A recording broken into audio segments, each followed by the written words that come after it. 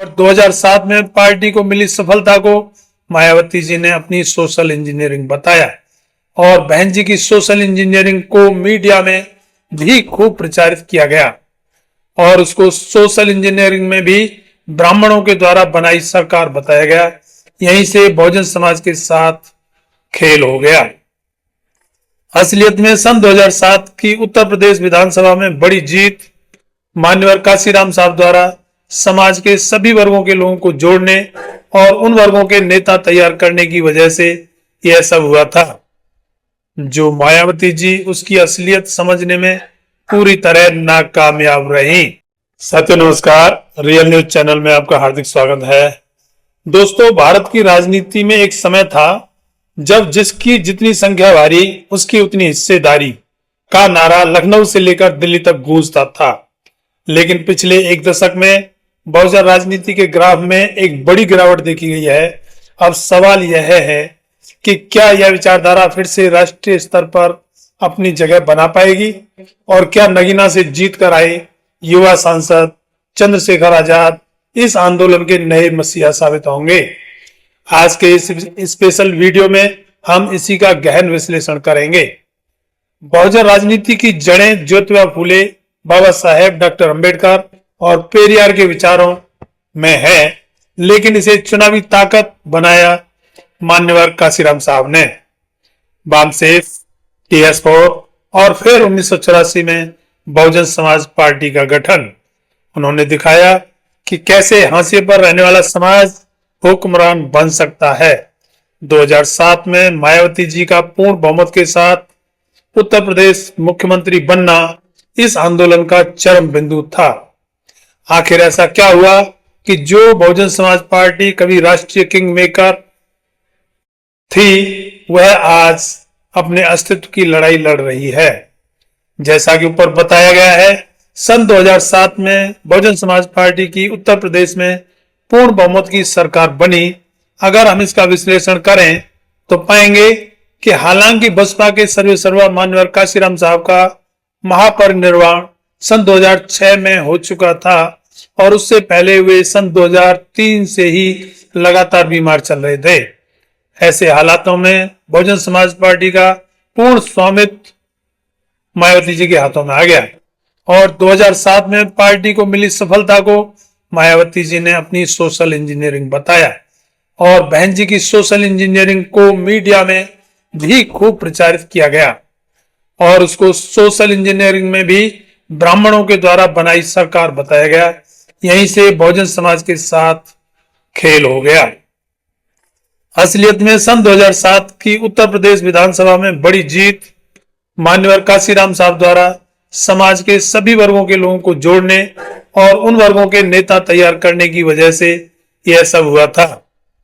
जो मायावती जी उसकी असलियत समझने में पूरी तरह नाकामयाब रही और बहन जी ने अपनी ही सोशल इंजीनियरिंग को सफलता का सूत्र माना और ब्राह्मण वर्ग ने भी चाहे जानबूझकर या अनजाने में इसका सही आकलन ना करके बहन जी के सोशल इंजीनियरिंग और ब्राह्मणों की सपोर्ट को ही प्रचारित किया और मायावती सरकार में ब्राह्मण वर्ग ने खूब जमकर मलाई काटी और पार्टी अपने मुख्य धारा या कहेंगे अपनी मुख्य विचारधारा से दूर होती चली गई और सरकार के कार्यकाल के अंतिम वर्ष सन 2012 में लोकायुक्त की तरह तरह की रिपोर्ट आने पर मायावती जी अपनी पार्टी के उन नेताओं को पार्टी से निकालती चली गईं जिनको मान्यवर काशीराम साहब ने अलग अलग वर्गों से जोड़कर समाज की बहुत सारी जातियों के नेताओं को जोड़कर एक गुलदस्ता बनाया था और इस तरह से बहन जी ने अपनी नासमझी में बहुजनों के बढ़ते हुए आंदोलन को ब्रेक लगा दिया और अब तक की बहन जी इस बात को अब तक भी समझने को तैयार नहीं है और जब तक बहन जी इस बात को नहीं समझेंगी तब तक बहन जी ना तो अपनी बहुजन समाज पार्टी को और ना ही बहुजन आंदोलन को आगे बढ़ा सकती है और इस बात की संभावना बहुत कम दिखाई दे रही है। इसलिए जब तक मायावती जी पार्टी की मुखिया हैं तब तक बहुजन समाज पार्टी से बहुजन आंदोलन के लिए कोई उम्मीद करना मृग तृष्णा ही होगी। हाँ, ऐसे हालातों में बहुजन समाज पार्टी बहुजन आंदोलन को फायदे की जगह नुकसान जरूर पहुंचाती रहेगी, वह भी हर बार अकेले चुनाव लड़कर। बसपा में नए विकल्पों की भी कमी है, क्योंकि युवाओं का पुरानी शैली की राजनीति से मोह भंग हो रहा है, इसलिए बसपा का जनाधार भी कम हो रहा है। इसी खालीपन के बीच उदय होता है एक शख्स का जिसे दुनिया चंद्रशेखर आजाद के नाम से जानती है और उनको रावण भी कहा जाता है। भीम आर्मी के जरिए जमीन पर संघर्ष और फिर नगीना लोकसभा सीट से भारी बहुमत से जीत। चंद्रशेखर आजाद ने साबित किया है कि उनके पास युवाओं को आकर्षित करने का करिश्मा है, आक्रामक शैली है। वह केवल महलों में बैठकर राजनीति नहीं करते, बल्कि हाथरस हो या दिल्ली या देश में कहीं भी, जहां भी किसी शोषित, वंचित या किसी भी पीड़ित के साथ कोई जुल्म अत्याचार होता है, तो आजाद, उनकी पार्टी आजाद समाज पार्टी और उनके सामाजिक संगठन भीम आर्मी के लोग सड़कों पर उतरते हैं और पीड़ित की लड़ाई इस तरीके से लड़ते दिखाई देते हैं जैसे कि वे अपने किसी खास सगे संबंधी की लड़ाई लड़ रहे हों। इससे बहुजन जनता को चंद्रशेखर आजाद में अपनापन दिखाई देता है। सड़क से संसद तक वे आम जनमानस के वह मुद्दे जोरदार तरीके से उठाते हैं कि वह पूरा वर्ग ही चंद्रशेखर आजाद को अपना सा और सबसे अलग महसूस करने लगता है। जैसे कि उन्होंने संसद में महिलाओं के लिए पीरियड लीव की मांग उठाई। इससे आपको नहीं लगता कि आजाद एक अलग विलक्षण प्रतिभा के धनी हैं? यह मांग आज तक संसद में किसी भी नेता ने नहीं उठाई, यहां तक कि इसकी भुक्तभोगी रही किसी महिला सांसद ने भी नहीं उठाई। संविधान की भाषा, उन्होंने अपनी राजनीति को संविधान बचाओ, भाईचारा बनाओ के इर्द गिर्द केंद्रित किया है, जो आज के युवाओं को अपील कर रहा है।